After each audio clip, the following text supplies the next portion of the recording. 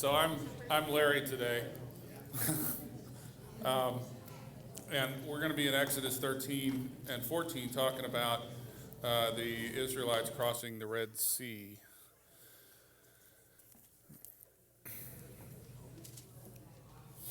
So really kind of the second half of 13, starting in verse 17.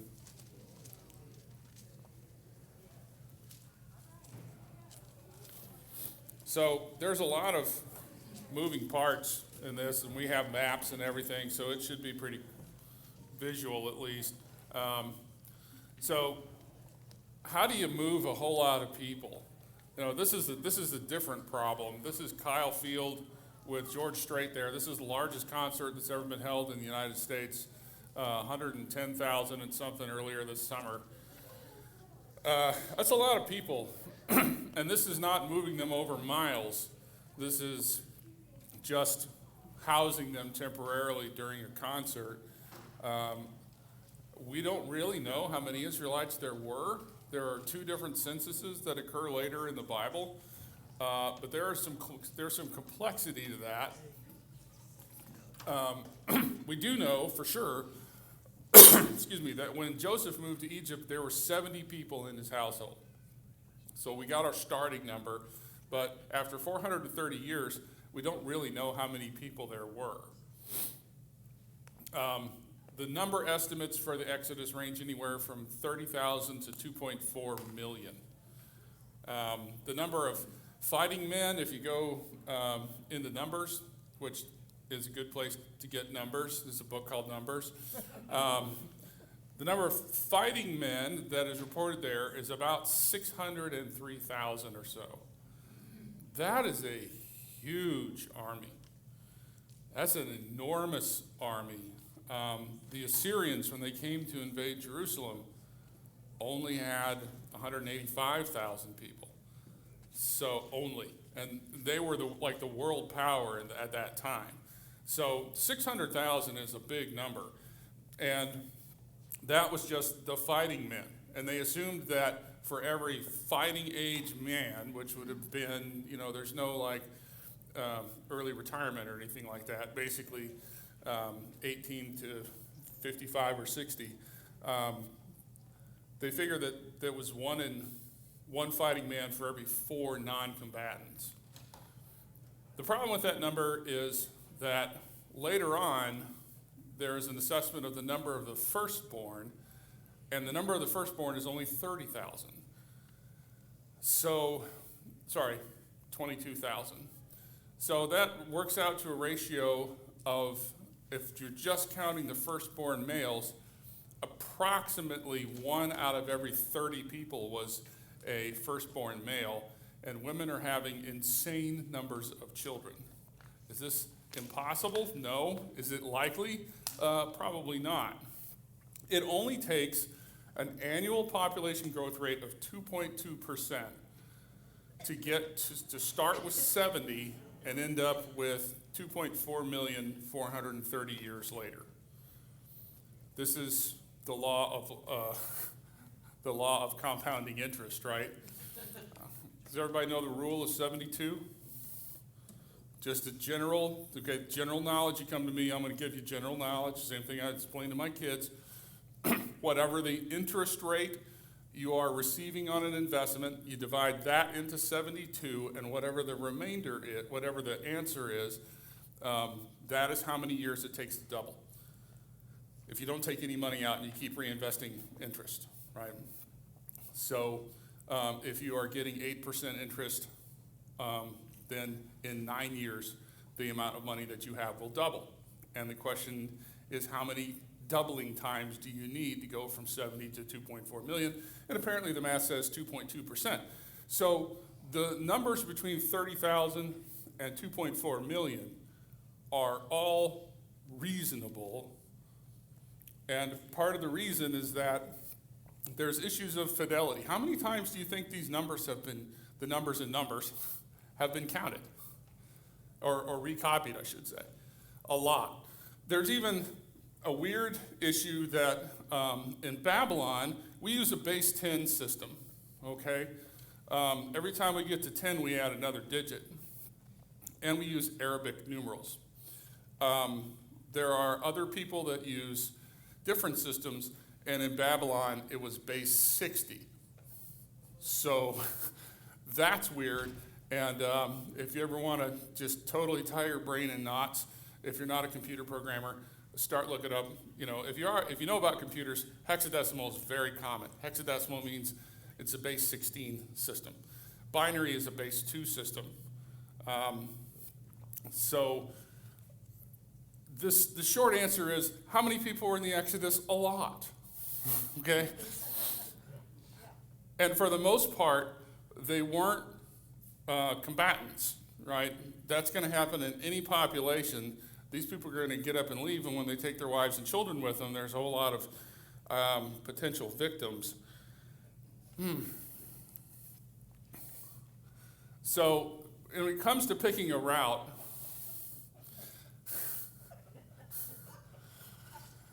they're going to start off here. Tanis is, if you remember from Raiders of the Lost Ark, Tanis is a city in the Nile Delta that they have found. Okay, there was a place called Pi-Ramesses that they thought was lost. They think they found it eventually. It was a city of 300,000 people. It's roughly about here.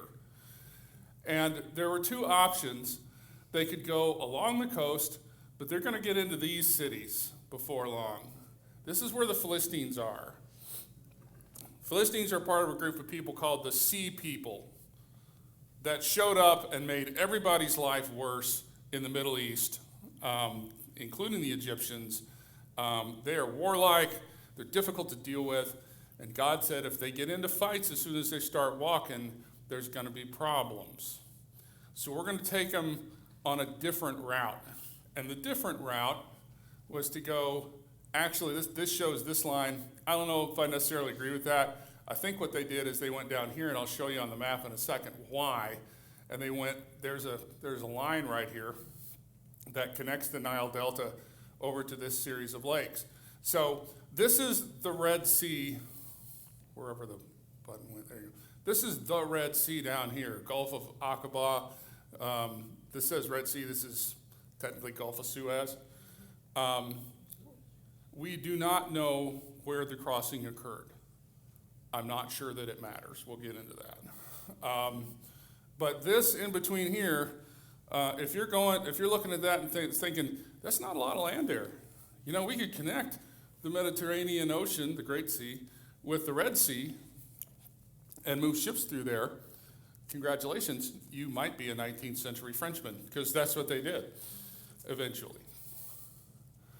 Moses, don't forget, Moses has been to Midian, okay? Moses has been not just into here, Moses has been all the way over to here. But the rest of these folks are dazzling urbanites, right? They have been living in the Nile Delta, where if you want water, you dig down about a foot.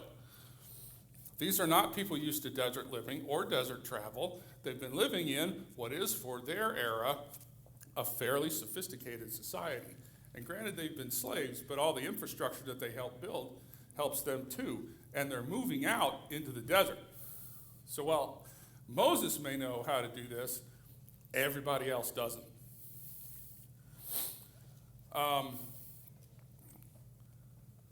The path that the Israelites take initially is easy but wandering. And in chapter 14, let's see here. Then the Lord said to Moses, tell the Israelites to turn back and encamp near Pi-Hahiroth between Migdol and the sea. They are to encamp by the sea directly opposite Baal Zephon. Pharaoh will think the Israelites are wandering around in the land in confusion, hemmed in by the desert. And I will harden Pharaoh's heart, and he will pursue them. But I will gain glory for myself through Pharaoh and all his army, and the Egyptians will know that I am the Lord. So the Israelites did this. So they didn't take the most direct route. They went a different way, and it was for a purpose. It was to lure the Egyptian army out. This is the Nile Delta, okay? And this is a satellite view of what the Suez Canal currently looks like. That jam in the that ship that got stuck was like right down here, if I remember correctly. You see this little strip of green right here? Let's see, where is that?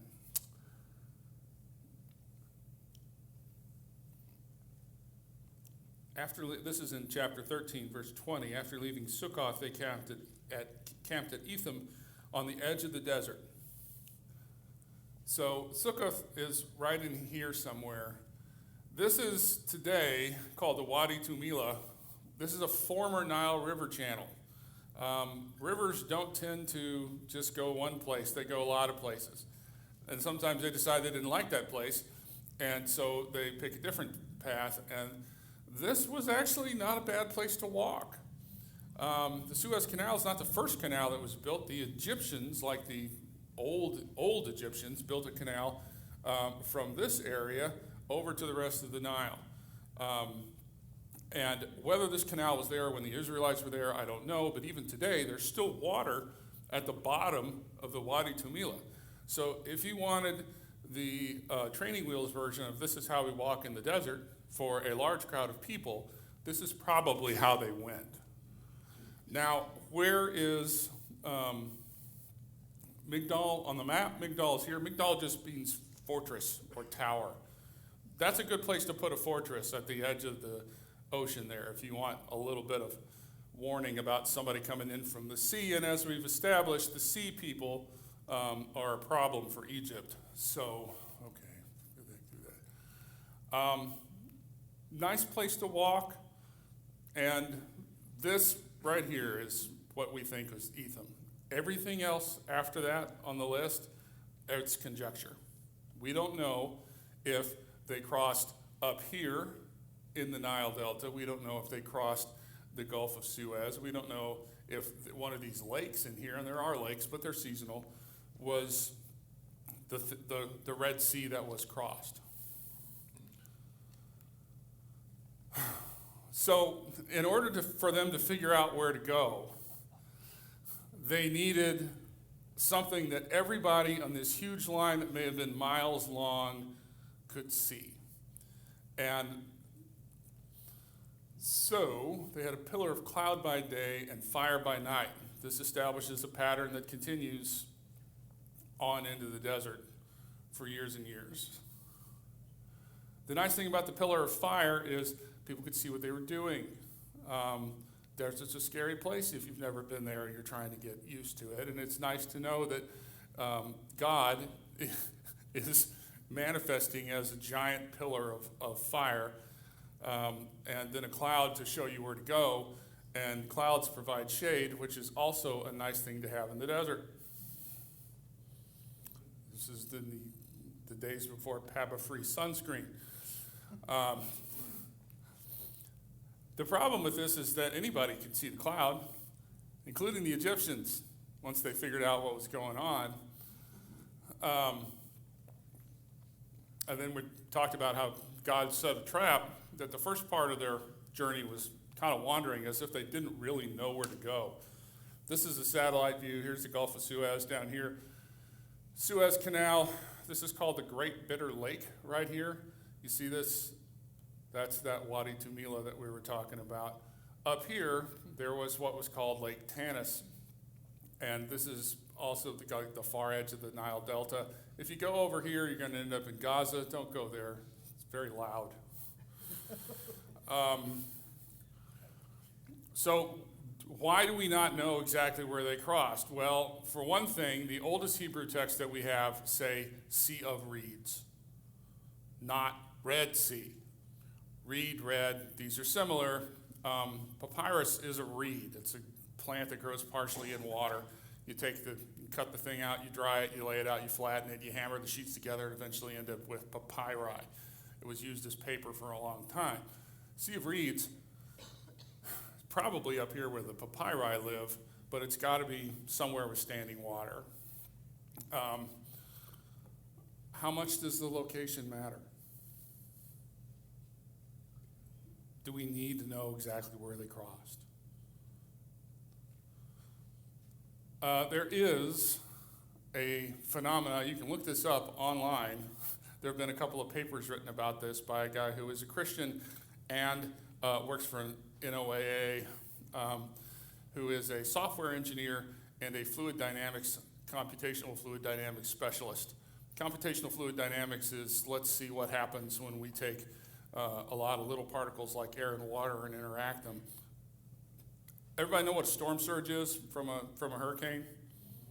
Yeah, you gotta, yeah. Storm surges are really destructive because wind blowing on water for a long period of time will push it, and we know about storm surges because that's a huge wall of water coming inland with a hurricane. Turns out that there is something that happens on the opposite side called wind set down. And they've seen this in Lake Erie. I've seen pictures of it. It's kind of bizarre. If you have sustained winds of 60 miles an hour or more, it will kind of slow motion slosh the lake over the length of the lake. And there are times when they have sustained winds in Lake Erie where the water will drop 6 to 9 feet, and you can walk out on the bed of the lake, and all these things that are islands are up above you. So this is a real thing. Wind set down is a real thing, okay? And it's on storm surge, you got too much water coming out of one side of a body of water. Wind set down, you got water being pushed the other way in a lake. And strangely enough, it says that Moses held out his staff in his hand, and God made a wind blow from the east all night. That sounds kind of like wind set down. So cool, nice little, atmospheric and hydrodynamic point there. But the truth is that this is a divine event. We don't need an explanation from nature for something that is done by God. And if God said, I want to part the waters, and you're going to go here, and you're going to be 200 feet of water on either side of you, okay. We don't have to have an explanation. But if we're talking about a fairly shallow body of water, yes, sir? One of my favorite things somebody told me one time was, if you believe the first sentence of the Bible, you're pretty good for the rest of it. Yeah. Yeah. Yep. So where did they cross? Don't know. But it was divine. A path was made for them. So be it. So this phrase right here, esprit d'escalier. This is a French phrase that means the width of the staircase, meaning that if you're at a party and you think about, it's only when you get to the stairs that you think about that thing that you should have said that would have been really, really funny. So Pharaoh is the one who has esprit d'escalier here. Although a week had passed since the death of the firstborn, Pharaoh has second thoughts. So Pharaoh is like, I wish I hadn't done that. He says, why have we done this? We've lost their services. What? They're slaves. You didn't lose their services. They left because you were treating them horribly. It's like this was like some kind of union negotiation to him or something. I just love that choice of words. He can't think of one good reason not to chase down the Israelites. Can you think of one good reason not to chase down the Israelites? I can think of 10 good reasons not to chase down the Israelites. And the funny thing about that is, it's just been a week, and after a week, maybe this is some kind of official period of mourning or whatever, and he's like, that was a rash decision. I shouldn't have done this. This is just weird thinking. Now, the Israelites do stuff that, in the clean, dry, air-conditioned 21st century house that we live in. You're like, oh, that's stupid, man. Don't you know what's going on? And the truth is that no. And you know what? In the cleaner, drier, more air-conditioned 23rd century, people are going to look back at us and say, that was stupid. Didn't they know what was going on? So why did Pharaoh do this? God. Yeah, God hardened his heart.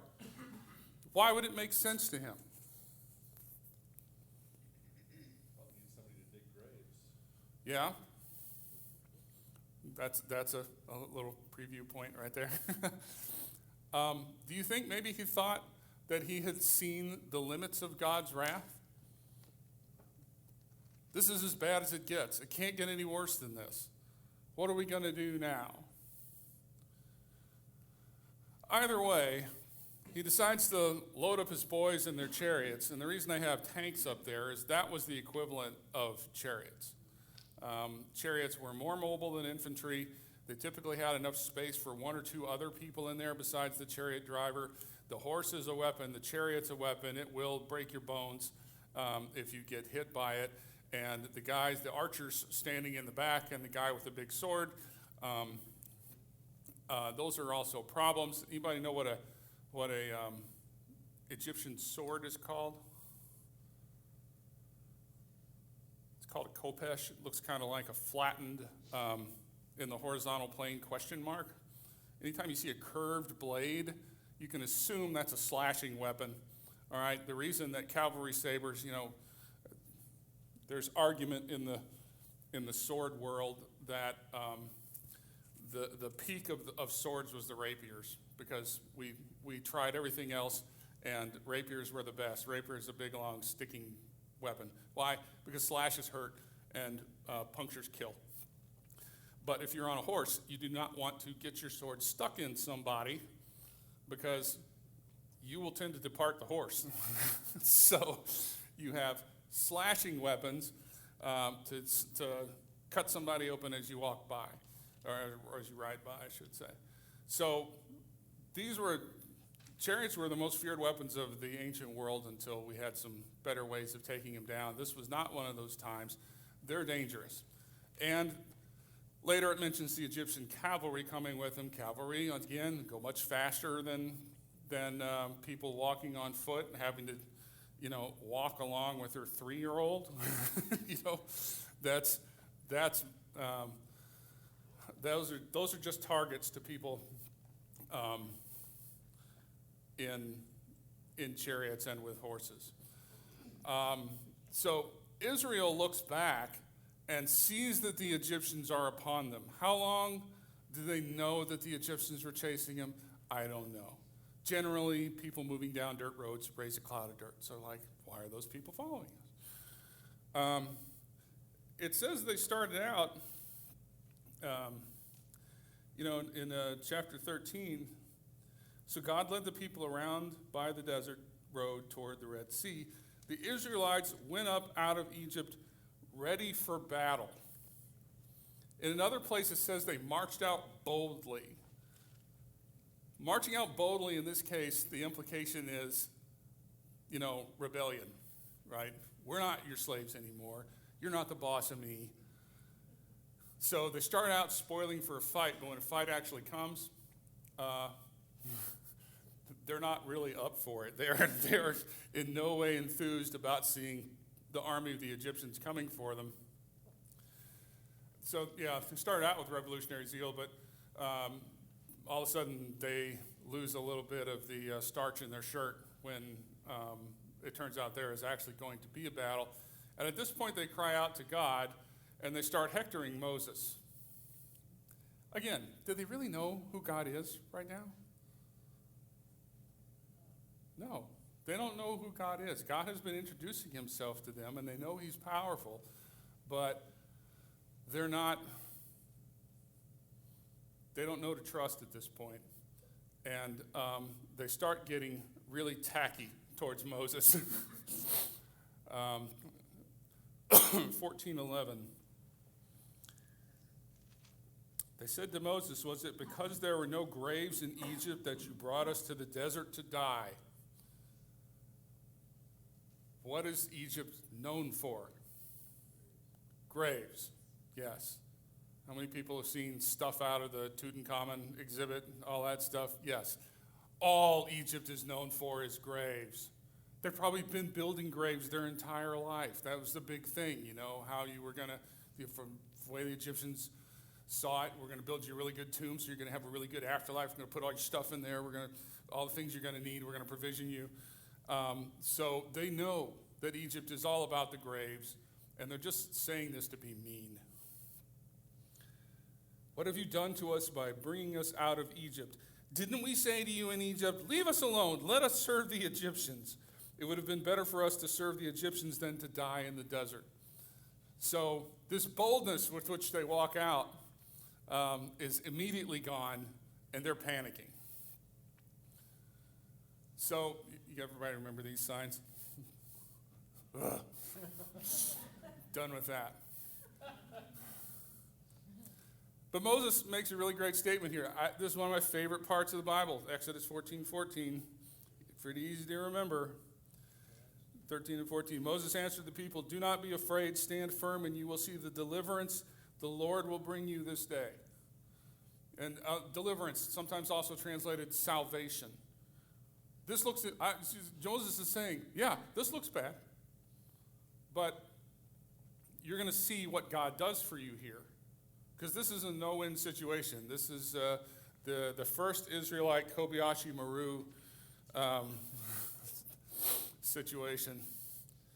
All my Star Trek fans just laughed there. You will see the deliverance the Lord will bring you today. The Egyptians that you see today, you will never see again. Never, ever. Not in this life or the next. They're going to be obliterated. The Lord will fight for you. You need only to be still. And this is a good point. Did Moses know what God was going to do? Had God said one word about how they were going to handle being stuck between the Egyptian army and some big body of water? Moses had faith. Moses just knew that God was going to get him out of this. It was never a question. And what his instructions are is really counterintuitive to those of us who live in America and have the can-do. We're going to do something about this attitude. We would have been like, okay, what can we use to make pontoon bridges? We've been like, well, I can swim. I can probably tow that person if we make a basket of reeds. How about that, Moses? That worked for you. Moses doesn't say, get ready, let's solve this problem. Moses says, you just have to stand and wait. How hard is it to stand and wait? Yeah, patience is difficult. Trusting that God is going to make a way is not easy, particularly folks from our society. We're like, let's go ahead and get in there and do something, and maybe, we'll if we can solve this, we don't have to give it to God, right? If we can fix this problem, then we don't have to bother God with it. How common is that?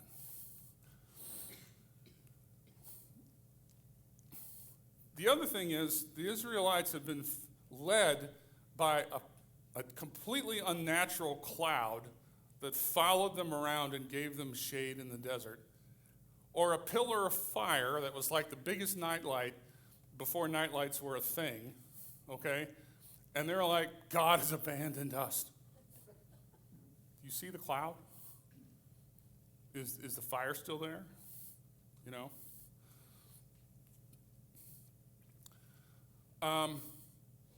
When God finally does respond to Moses, then the Lord said to Moses, why are you crying out to me? Now, you can put the emphasis on any word you want in a sentence. Why are you crying out to me? Why are you crying out to me? But I think it belongs on you, because Moses was praying too. And God saying, I like to read this as, Moses, I know you have faith. Why are you crying out to me? Moses had just demonstrated his faith in front of all the Israelites because he didn't know until God told him what to do. Raise your staff and stretch out your hand over the sea to divide the water so that Israelites can go through the sea on dry ground, not mud flats, okay? Wind set down, you get mud flats. The ground is not dry. This is important, right? Because we got a whole lot of people, a whole lot of animals. You chew up mud into garbage and you can't get anybody through it at all. I will harden the hearts of the Egyptians so that they will go in after them, and I will gain glory through Pharaoh and all his army, through his chariots and his horsemen. The Egyptians will know that I am God when I gain glory through Pharaoh, his chariots, and his horsemen. The cloud and the angel of the Lord move from the front of the line, where it's been leading them, to the back of the line, where it's going to protect them. Whenever you see this phrase right here, now this case, it's because it says the angel of the Lord who was at the front of the line. Sometimes in the Bible, like in Zechariah, one of my favorite things, when you see the angel of the Lord, a lot of people read that as Jesus before Bethlehem. Because John and I were talking about, Jesus wasn't just sitting in the corner watching stuff or reading a book and waiting for his time and like, it's not my part yet, okay? This whole play of the people of God and the people that he was going to be born into was very important to him. So even though the language isn't as specific as the angel of the Lord, because this is the angel of the Lord who had a job, could have this have been Gabriel or Michael or somebody else like that? Sure, possibly. But it's kind of neat to think about Jesus walking, as a manifestation of God's power, walking to the back of the line and saying, I got you. You're going to be safe as long as I'm here. Moses stretches out his hand and his staff. The wind blows all night, separates the waters, leaving dry land where the Israelites cross. Okay, I promised you a PSA about water safety, okay? F equals ma. Force equals mass times acceleration. Very important rule of physics. Water is surprisingly heavy. If you've ever tried to carry carrying water for somebody is a lot of work, okay? The actual measurement for 1 cubic meter, okay, meter's about yay long, so a box that's this wide and about this tall and about this deep weighs a ton, a metric ton. Your car is not as dense as water, okay? Moving water has an incredible amount of momentum. If you see water going across a road, don't try to cross it. It takes 6 inches of moving water to topple an adult, 12 inches to move a car, 18 to 24 inches of moving water to move an SUV or a truck. Obviously, this is not an American license plate. This is a picture in Australia. They're crazy. Don't do what this guy did. Turn around, don't drown, okay? Don't try to cross moving water in a car. Okay, so even though think about it this way. Let's say the wall of water was only 10 feet high on both sides. That's 3 meters, okay? So every 3 feet along there is another ton of water it's another 3 tons if you go up to the top of the 10 feet. It's really hard to do this. It's really hard to move that much water. And you can imagine that there would have been a little bit of trepidation because they were doing this at night, walking over dry ground at the bottom of a large body of water with the water piled up on either side beside you, potentially into a 60-mile-an-hour wind, which is, if you believe the wind set-down theory, that's what it would have taken to do that. The cloud parts, the Israelites are gone, and there's a pretty good idea as to where they went. There's this big furrow through the lake. I bet they went that way. Because either that or they've gone to tremendous lengths to make the greatest distraction in history. The Egyptians, they follow. The army starts moving out. Just as hard to move a whole bunch of fighting men as it is to move a whole lot of more civilians. They get out into the middle, and then God troubles the Egyptian army. What do we mean by troubles? Maybe makes them aware that they're standing on either side of literally, thousands of tons of water, and they're well below the surface level. And then when they get in there, the chariot wheels translate differently. They came off, they were broken. Maybe the bottom of the body of water was just not the best place to take a chariot with wooden wheels, and problems happen. The Egyptians themselves realize, we're not fighting just Israel, we're fighting God. And they try to leave. That's about the point where God tells Moses to raise his hand one more time, and the waters close over the Egyptians. The Egyptian army is wiped out, and the Israelites, it says there, see them lying dead on the shore. All those people are drowned.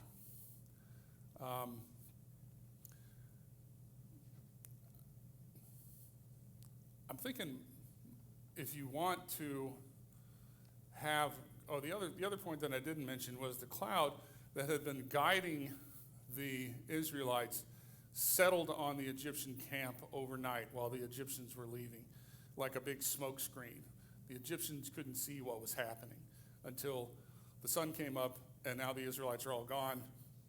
And there's this big, long, linear trap that they fall right into, because their leader doesn't take hints like giant plagues.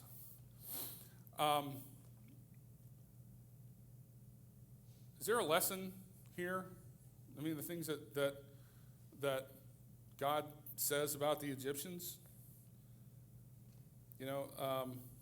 I will gain glory for myself through Pharaoh and all his army, and the Egyptians will know that I am the Lord.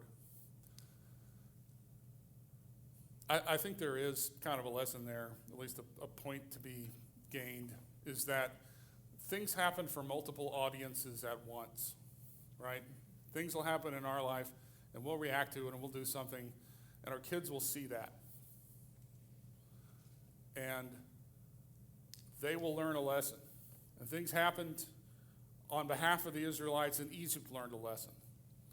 I always say God doesn't waste anything, right? Even the bad things that happen to us can be an important lesson for other people. When my mom was pregnant with I think it was right after. Mom just had my little sister, Linda, my little sister who's like 52 now. And her eyelid dropped, fell about halfway down, and she couldn't raise it. That's generally one of three things. It's a third nerve palsy. Could be four. Myasthenia gravis, which is not deadly in most cases. Multiple sclerosis, not good. Could be an aneurysm inside your head, pushing on your third cranial nerve at the very back of your head. Brainstem, don't mess with your brainstem. Or it could have been a brain tumor, because mom was still in the age category where she could get a posterior fossa glioma, which you don't want. And unfortunately for her, this was in 1974, which was in the era before CT scanners. And so she went to one of the best places in the nation to go to get this worked up, Barnes Jewish Hospital in St. Louis. And the workup back then was something called a pneumoencephalogram, where they would do a lumbar puncture, and they would drain off a bunch of fluid, and then they would inject a big bubble of air, and they would tilt you straight up so that the air bubble would fill your head, and then they would take pictures. And then to get the air bubble out of your head, they would tilt you 180 degrees the other way, leaving the needle in place so the air bubble could come out. And if you didn't get a massive headache from the air bubble, you were going to get a massive headache from the lumbar puncture. The other thing they would have been an arteriogram, which is not fun, particularly back then. That effect, they didn't get an answer. They didn't see an aneurysm. They didn't see anything that looked like a brain tumor. But she also there's a test for myasthenia gravis, and she didn't react the way that people with myasthenia gravis are supposed to react. So she just had this third nerve palsy. And if she took prednisone, it would go away. And if she didn't, it would come back eventually. And we never did get an answer for 30-something years until we found out that she actually did have a form of myasthenia called ocular myasthenia. And the way that she found out was she developed generalized myasthenia gravis. And that was, for my parents, a very faith-developing thing. My dad is a very action-oriented person. He would have been the one swimming the lake, carrying a line to pull everybody else over, okay?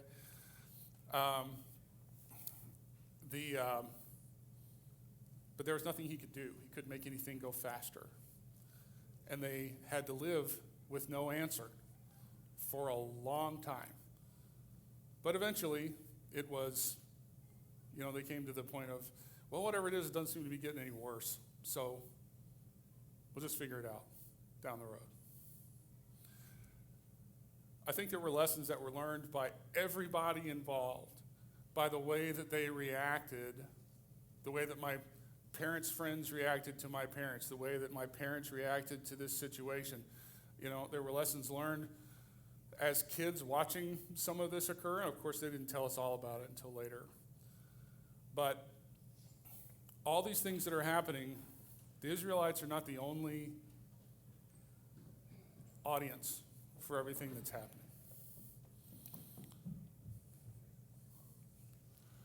In summary, God is always fighting for us.